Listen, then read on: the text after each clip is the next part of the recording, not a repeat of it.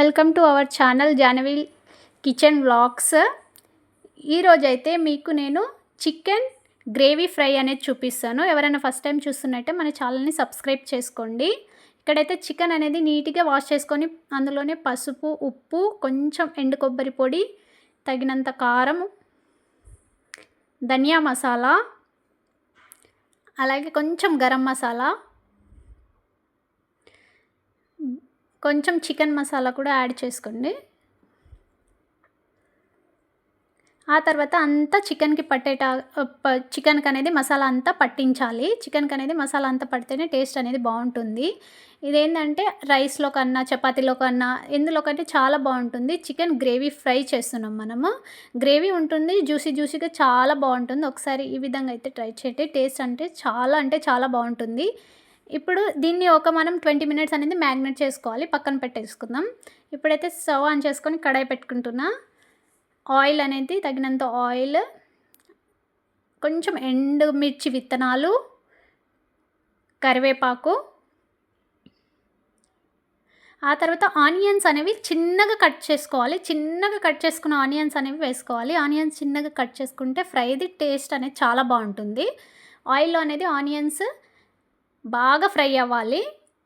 ఆ తర్వాత ఒక పచ్చిమిర్చి కూడా యాడ్ చేసుకోండి. పచ్చిమిర్చి వల్ల కొంచెం టేస్ట్ అనేది బాగుంటుంది.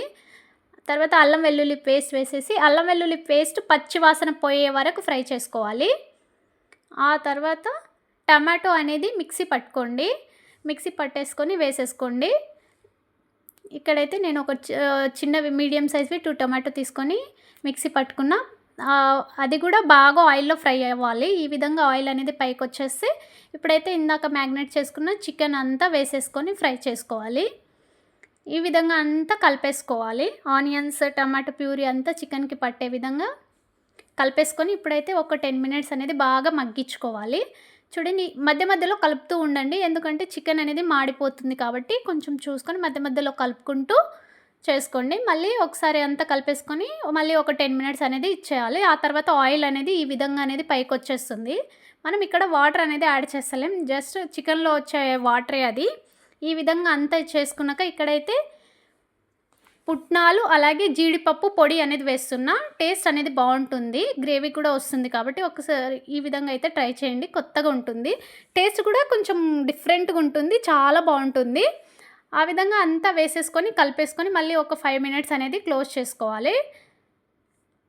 జ్యూసీగా చికెన్ ఫ్రై అనేది చాలా బాగుంటుంది టేస్ట్. ఒకసారి అయితే ఈ విధంగా ట్రై చేయని వాళ్ళు ఉంటే ట్రై చేయొచ్చు.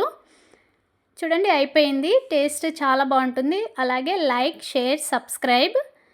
ఏమైనా రెసిపీస్ కావాలంటే కామెంట్ చేయండి. అలాగే సబ్స్క్రైబ్ చేసుకోండి.